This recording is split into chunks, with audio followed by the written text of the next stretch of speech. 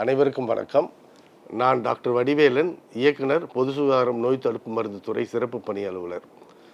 Dengue காய்ச்சல் இந்த மாதிரி வந்துருச்சுன்னா என்ன பண்ணணும்? இப்போ காய்ச்சல்னு பொதுவாகவே நம்ம வந்துருச்சுன்னா நம்ம பண்ணுற தப்பு என்னென்னா, நம்மளா சுயமாக மருந்து கடையில் போய் மருந்துகளை வாங்கி சாப்பிட்றோம். இது அறவே நம்ம பண்ணக்கூடாது.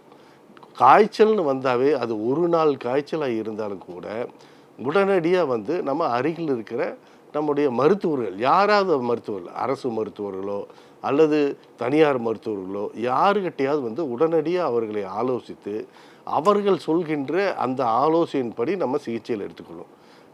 நம்ம மருத்துவர்கள் வீட்டிலேயே தங்கி சிகிச்சை பெறலாம் அப்படின்னா வீட்டிலேயே இருந்து அவர்கள் சொல்லக்கூடிய அந்த சிகிச்சை முறைகளை நம்ம ஃபாலோ பண்ணணும். இல்லை ஆஸ்பத்திரியில் தங்கி சிகிச்சை பண்ணணுன்னா அரசு மருத்துவமனையிலையோ அல்லது தனியார் மருத்துவமனையிலையோ இந்த நோய்க்கான சிகிச்சைகள் தங்கி நம்ம எடுத்துக்கணும். இப்போ வீட்டில் நம்ம தங்கி சிகிச்சை எடுத்துக்கணும்னா அதில் நிறைய இது நம்ம ஃபாலோ பண்ணணும். என்னென்னா, இந்த டெங்கு காய்ச்சல் பொறுத்தளவுக்கு சிக்கல்கள் எப்போ ஏற்படுதுன்னா, நம்ம உடம்புல நீர்ச்சத்து குறைபாடு ஏற்படும் போது தான் இந்த டெங்கு காய்ச்சலோட பாதிப்புகள் அதிகமாகுது.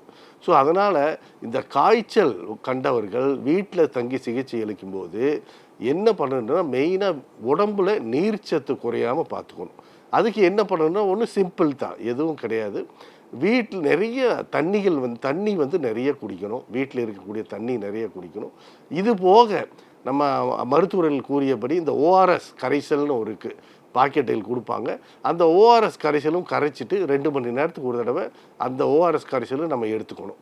இது போக வீட்டிலேயே கிடைக்கக்கூடிய இளநீ, மோர், பழச்சாறுகள், இந்த மாதிரியான இந்த திரவங்களையும் நம்ம அதிக அளவில் உட்கொள்ளணும்.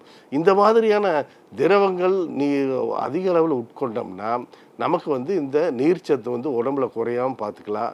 இந்த காய்ச்சல், டெங்கு காய்ச்சல்னால நமக்கு ஏற்படக்கூடிய சிக்கல்களையும் நம்ம தவிர்த்தரலாம். இதுதான் நம்ம வீட்டில் தங்கி சிகிச்சை பெறுறவங்களுக்கு. இது போக ஆஸ்பத்திரியில் தங்கி சிகிச்சை பெறுறவர்கள் ரொம்ப முக்கியம். மருத்துவர்கள் கூறிய அறிவுரையின்படி எத்தனை காலம் ஆஸ்பத்திரியில் மருத்துவமனையில் தங்கி சிகிச்சை பெற வேண்டுமோ அத்தனை காலம் அவர்கள் சிகிச்சை பெற வேண்டும். ஏன்னா இந்த டெங்கு காய்ச்சல் பொறுத்தளவுக்கு 3 வகையான ஒரு காலகட்டங்கள் இருக்குது. இந்த டெங்கு காய்ச்சல் முதல்ல பார்த்தீங்கன்னா காய்ச்சல், ஃபெப்ரைல் ஃபேஸ் அப்படிம்பாங்க, அதாவது காய்ச்சல் அந்த காலம். இதை பார்த்தீங்கன்னா கிட்டத்தட்ட முதல்ல ஒரு 3-4 நாட்களுக்கு கடுமையான காய்ச்சல் நான் ஏற்கனவே சொன்ன மாதிரி இருக்கும்.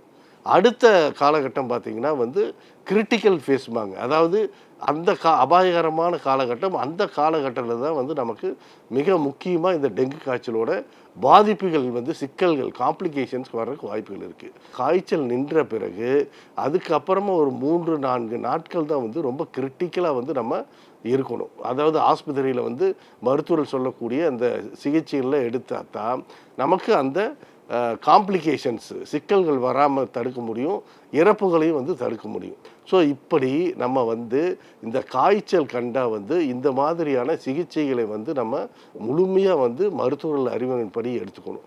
இது போக நம்மளுடைய இந்திய மருத்துவப்படி நமக்கு கிடைக்கக்கூடிய நிலவேம்பு குடிநீர், பப்பாளிச்சாறு, இதையும் நம்ம போதிய அளவு நம்ம எடுத்துக்கிட்டோம்னா நமக்கு நம்மளுடைய உடம்புல நமக்கு நோய் எதிர்ப்பு சக்தியும் கூடும்.